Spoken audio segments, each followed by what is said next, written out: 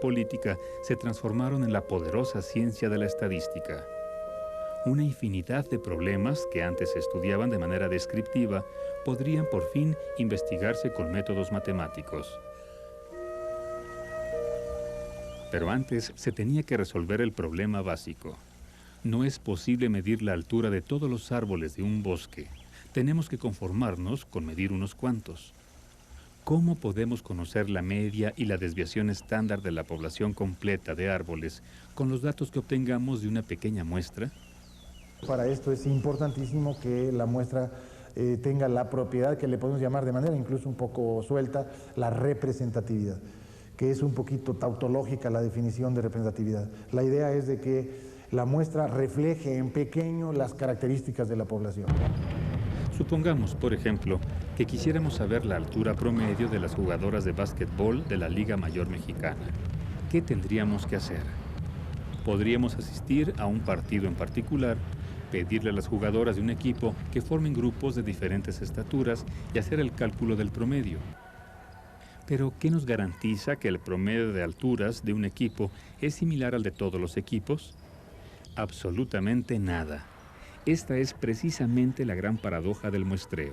Solo si midiéramos a todas las jugadoras de la liga, sabríamos si el promedio de alturas de las jugadoras de nuestro equipo representa a los de toda la población.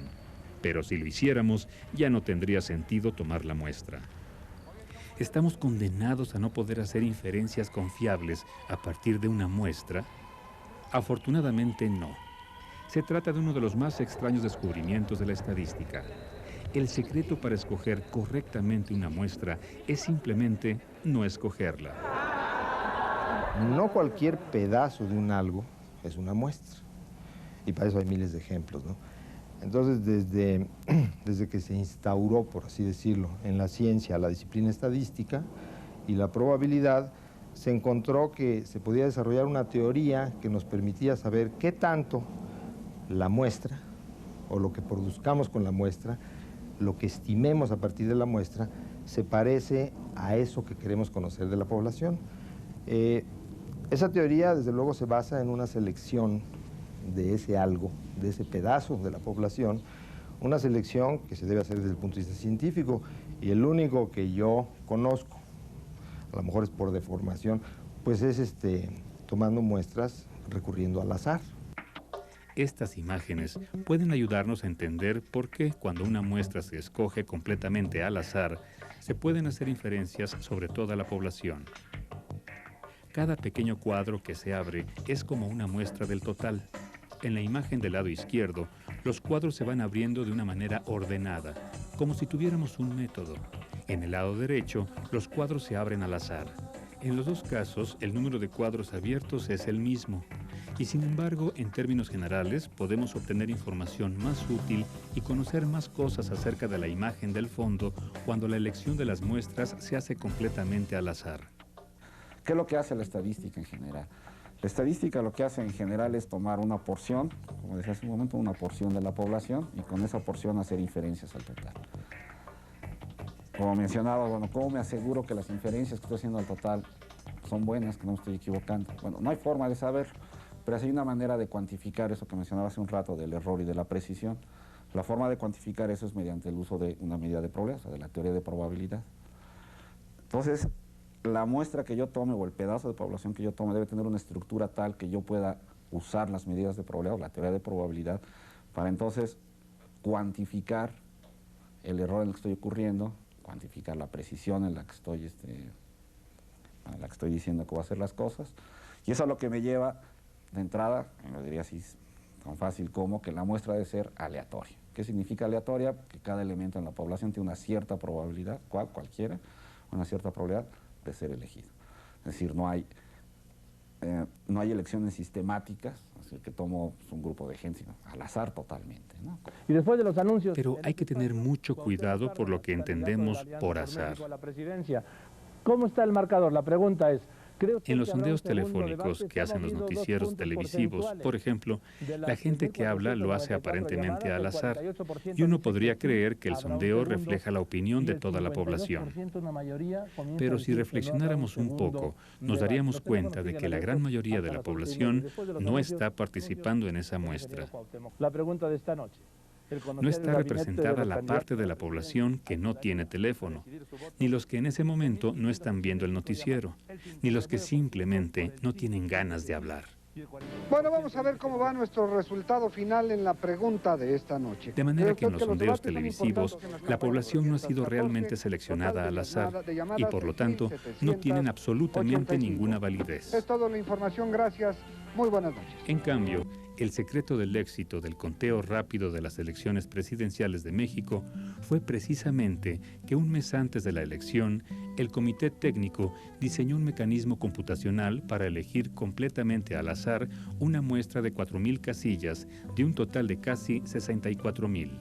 La muestra se dividió en 3 partes y se contrató a 3 empresas que enviaron un representante a cada una de las casillas. Tan pronto como iban siendo contados los votos, los representantes enviaban la información a la Ciudad de México, y en menos de 2 horas se habían recibido suficientes datos para inferir con un altísimo grado de confianza que la proporción de votos en la muestra para cada candidato correspondía a la de todos los votantes. Lo fundamental ahí es que la muestra se tome de manera aleatoria, que los individuos de la población tengan una cierta probabilidad conocida de aparecer en la muestra. Si todos tienen igual probabilidad de aparecer en la muestra, una muestra grande casi seguro es representativa. Una muestra suficientemente grande, elegida aleatoriamente, nos garantiza que podemos hacer inferencias para toda la población. Pero la pregunta es, ¿qué tan grande debe ser? Se trata, para empezar, de un problema de criterio. Por ejemplo, si queremos inferir simplemente a qué equipo le van los aficionados en un partido de fútbol, una muestra muy pequeña sería suficiente. Y si además los aficionados llevan los colores de su equipo, la muestra puede reducirse a 2 individuos. ¿A quién le vas? Al Puma.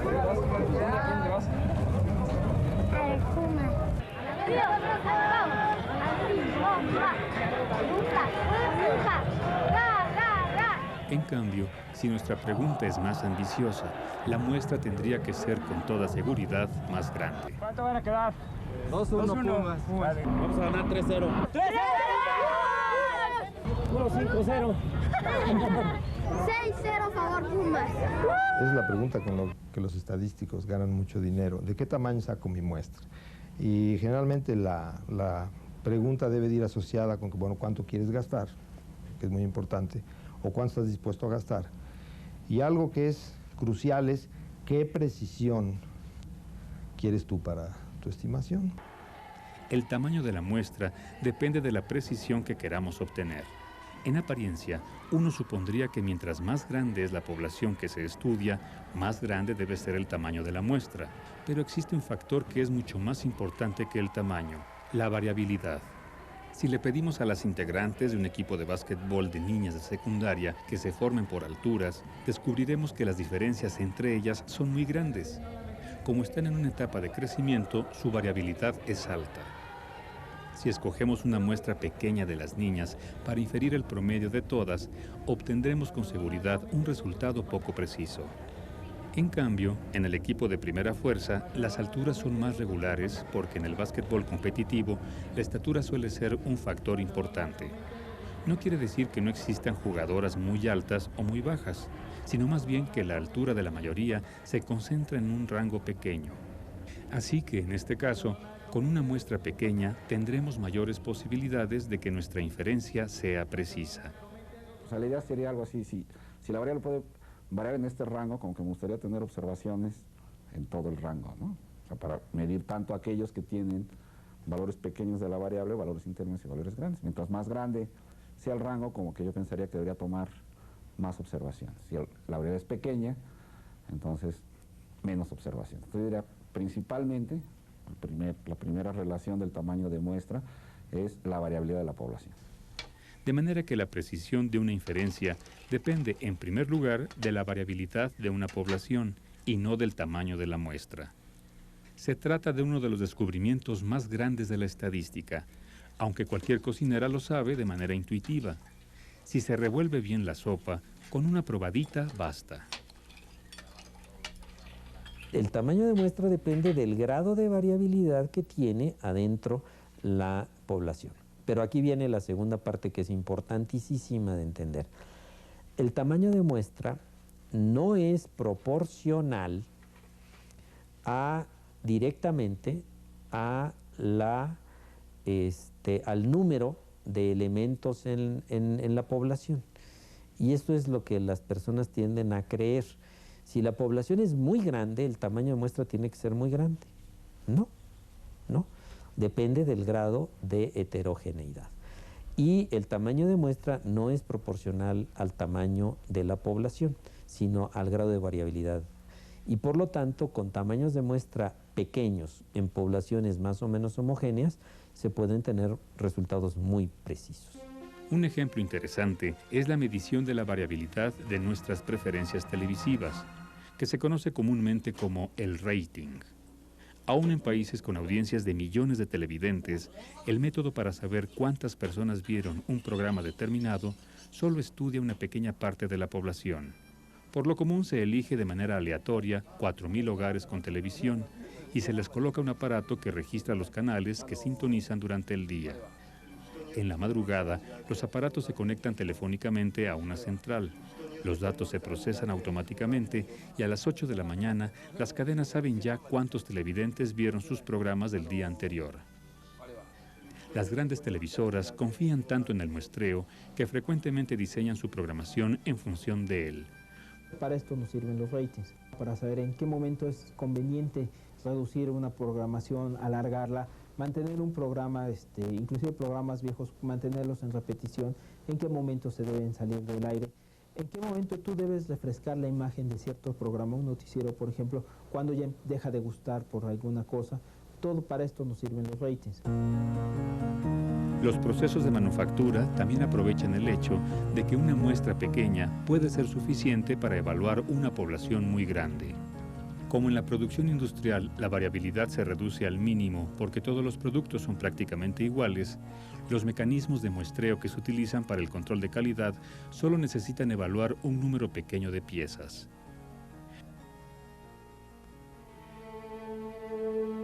Pero cuando lo que se estudia es algo que ocurre muy raras veces en la población, se necesitan muestras de gran tamaño. La muestra experimental más grande de la historia se tomó en los Estados Unidos en 1954 para probar la eficacia de la vacuna contra la poliomielitis descubierta por el doctor Jonas Salk. Casi 2 millones de niños participaron en el experimento. ¿Por qué las muestras tan grandes? Aquí la respuesta es porque lo que se está estudiando son características muy raras en la población. O sea, si la polio estaba ocurriendo en esa población de Estados Unidos en los 50, uno de cada 10,000. ¿Qué hubiera pasado si tomo una muestra de 500 los vacuno y otra muestra de 500 no los vacuno? Pues lo más probable es que ninguno se enferma de polio, no me sirvió de nada. Entonces tengo que tener una muestra lo suficientemente grande para que aparezcan el número esperado de personas con polio, sea 10 o 20. Entonces tendría que ser 10 por 10,000, pues serían 100,000. Y entonces el tamaño de muestra tiene que ser mucho más grande.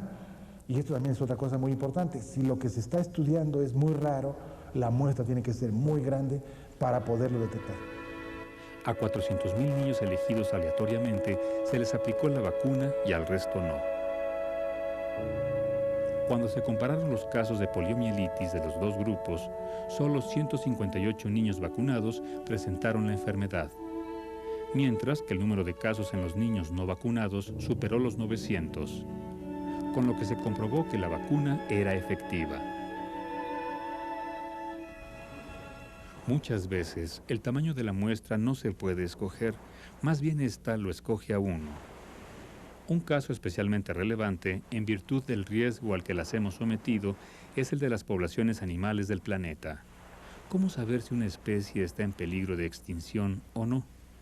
Puede sorprendernos saber que una pregunta tan importante como esta solo se formuló hace apenas unas cuantas décadas. Poco después de la Segunda Guerra Mundial, La caza de la ballena azul, el animal más grande de la Tierra, se había convertido en una industria muy sofisticada de la que dependían decenas de miles de familias en varios países. Pero en los años 50, a pesar de que las antiguas técnicas balleneras eran rápidamente sustituidas por arpones explosivos y embarcaciones equipadas con radar, la cantidad de ballenas azules que se atrapaban disminuía año con año. La posibilidad de que la especie se encontrara en peligro de extinción empezó a preocupar a la comunidad mundial. La Comisión Internacional Ballenera decidió tomar cartas en el asunto y formó un comité de biólogos y estadísticos para evaluar la situación. El problema se reducía a determinar con exactitud cuántas ballenas quedaban realmente. Si la población era muy pequeña, la caza debía restringirse. Se trata de una pregunta sencilla y clara, pero por supuesto muy difícil de contestar, porque los cetáceos no suelen ser muy cooperativos en los censos. En esos casos el muestreo, bueno, es una parte fundamental, ¿no? Porque no podemos hacer censos. Entonces, hay dos problemas aquí. Uno es que no podemos contarlos a todos, digamos uno a uno, y la otra es que como se mueven tanto, muchas poblaciones hacen esto, se mueven tanto que no sabemos si un animal que estoy contando en este momento ya fue contado antier, ¿no? a 300 kilómetros de distancia. Era imposible contar todas las ballenas y solo se tenía el dato de las ballenas que se habían capturado entre 1953 y 1963.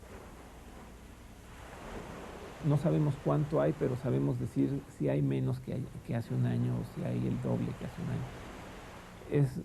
Digamos, el parámetro que se mide es la captura por unidad de esfuerzo, que esto se usa mucho también en pesquerías, en el manejo de recursos pesqueros.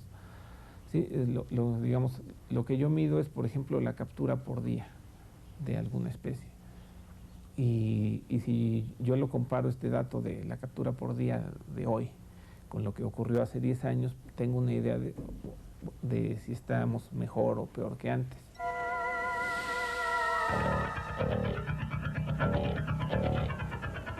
Los estadísticos llegaron a la conclusión de que para 1964 la probabilidad de que hubiera más de 1000 ballenas azules en todo el planeta era muy pequeña, lo que obligó a la Comisión Internacional Ballenera a prohibir totalmente su caza.